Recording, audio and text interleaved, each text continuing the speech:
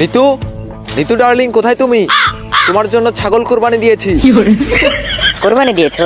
ছাগল কোরবানি দিয়েছো? আচ্ছা, তোমার কি মনে হলো যে তুমি 2-3টা ছাগল কোরবানি দেবে আর আমি পড়ে যাব?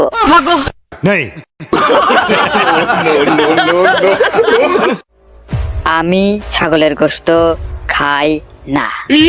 এবার কি করবে? তোমার গরুটাও কোরবানি দেবে? সেটা করলে তো আমার স্বপ্নটাই পূরণ হবে। তুই আয়, তোর তুইকে দেবো শালা কানে গেল। আরে আমি তো গোস্ত পাগল, তুমি যত কোরবানি দেবে আমি ততই গোস্ত খাবো।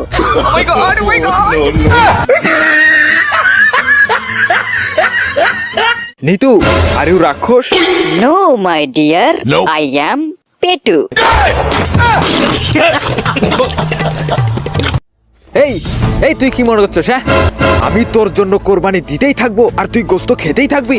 লুক, আই অ্যাম কসাই আরিয়ান মির্জা, কোন গরুর দালাল না। তুই গরুর গোস্ত খাবি? যা, এবার হাঁসের গোস্তও পাবি না। देखा आपने लापरवाही का नतीजा है।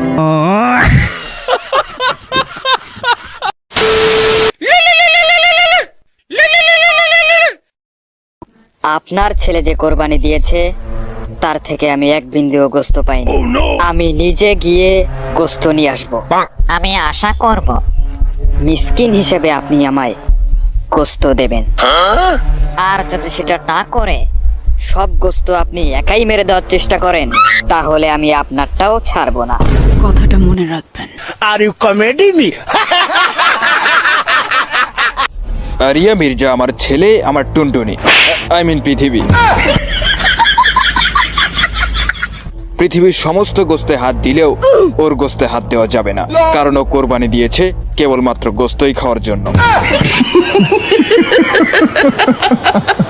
যদি হাত দেন তাহলে আপনার এমন অনেক জায়গা আছে যেখানে আমি হাত দিলে আপনার হাগামোতা সব বন্ধ হয়ে যাবে। তখন গোস্ত খাওয়া তো দূরে থাক, যেগুলো খেয়েছেন সেইগুলোই আর বের করতে পারবেন না।